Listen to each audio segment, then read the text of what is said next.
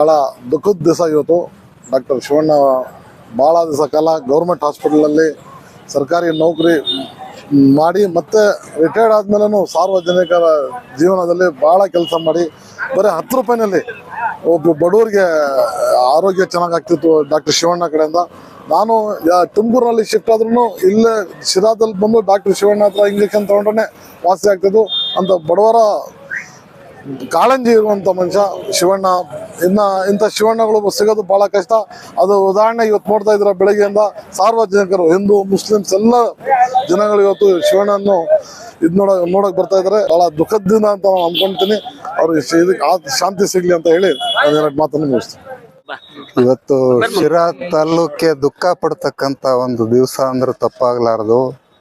ಬಡವರ ಬಂಧುಗಳು ಶಿರಾದಲ್ಲೇ ತಮ್ಮ ಇಡೀ ಜೀವಮಾನದ ಸೇವೆ ಸಲ್ಲಿಸಿ ಸರ್ಕಾರಿ ಆಸ್ಪತ್ರೆಯಲ್ಲಿ ವೈದ್ಯರಾಗಿ ಸೇವೆ ಸಲ್ಲಿಸಿ ಬೇರೆ ಪ್ರೈವೇಟಲ್ಲಿ ಇಟ್ಕೊಂಡಿದ್ರು ಸಮೇತವಾಗ 5 ರೂಪಾಯಿ 10 ರೂಪಾಯಿಗೆಲ್ಲ ಅವ್ರಿಗೆ ಸರ್ವಿಸ್ ಮಾಡಿ ಜನಗಳು ಇವತ್ತು ಇಡೀ ಮುಸ್ಲಿಂ ಏರಿಯಾ ಎಲ್ಲ ಭಾಳಷ್ಟು ದುಃಖ ಪಡ್ತಕ್ಕಂಥ ದಿನ. ಇಡೀ ಅವರಿಗೆ ಡಾಕ್ಟರ್ ಶಿವಣ್ಣ ಡಾಕ್ಟ್ರು ಅಂದರೆ ಮುಸ್ಲಿಂ ಏರಿಯಾಕ್ಕಾಗಿನೇ ಡಾಕ್ಟ್ರ್ ಇದ್ರೇನು ಅನ್ನಿಸ್ತಕ್ಕಂಥ ಒಂದು ಮಾತು ಜನಜನಿತ ಆಗಿತ್ತು.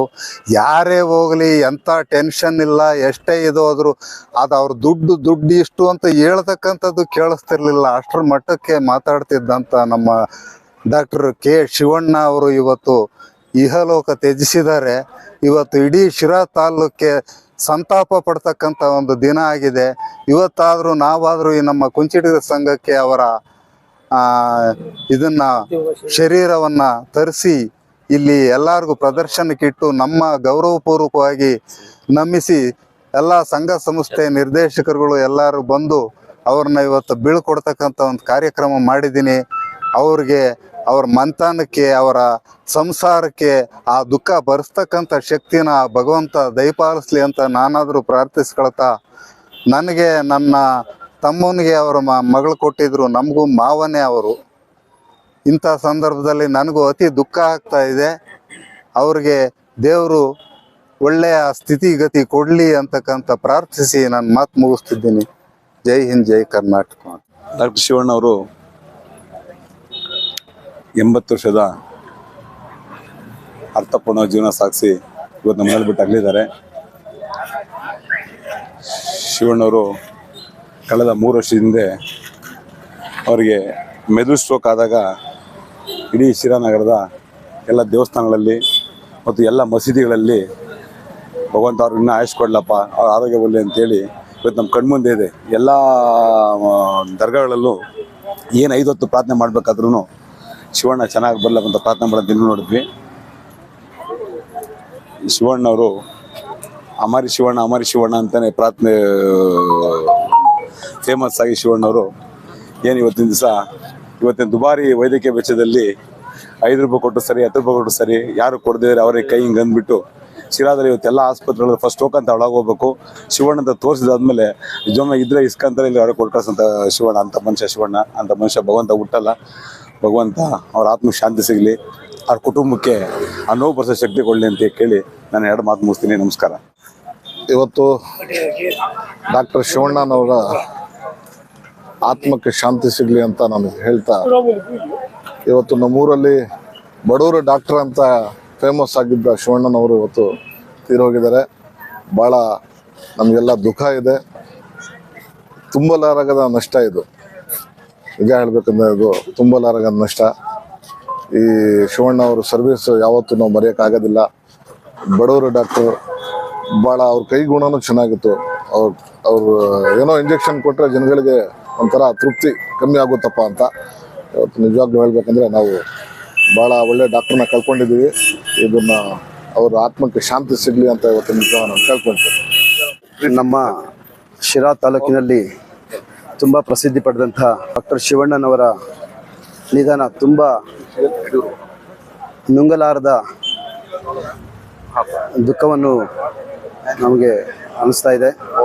ಇಡೀ ನಮ್ಮ ತಾಲೂಕಿನಲ್ಲಿ ನಮ್ಮ ಬಡವರ ವೈದ್ಯರು ಅಂತ ಹೇಳಿದರೆ ಫೇಮಸ್ ಆಗಿರ್ತಕ್ಕಂಥದ್ದು ನಮ್ಮ ಡಾಕ್ಟರ್ ಶಿವಣ್ಣವರು. ಯಾವುದೇ ಜಾತಿ ಧರ್ಮ ಎಲ್ಲವನ್ನೂ ಮೀರಿ ಸೇವೆಯನ್ನು ಮಾಡಿರ್ತಕ್ಕಂಥವ್ರು ನಮ್ಮ ಶಿವಣ್ಣ ಡಾಕ್ಟ್ರು. ಇವರು ನಾನು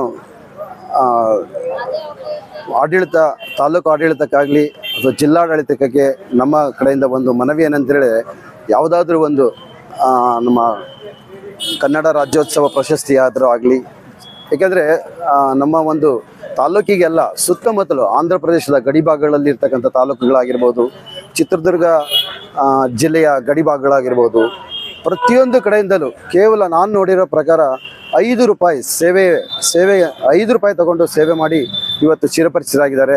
ದಯವಿಟ್ಟು ಸರ್ಕಾರ ಇದನ್ನು ಗಮನದಲ್ಲಿ ಇಟ್ಕೊಂಡು ಅವರಿಗೆ ಮರಣೋತ್ತರ ಪ್ರಶಸ್ತಿಯನ್ನು ಕೊಡಬೇಕು ಅಂತ ಹೇಳ್ಬಿಟ್ಟು ನಾನು ಕೇಳ್ಕೊಳ್ತೇನೆ. ನಮಸ್ಕಾರ.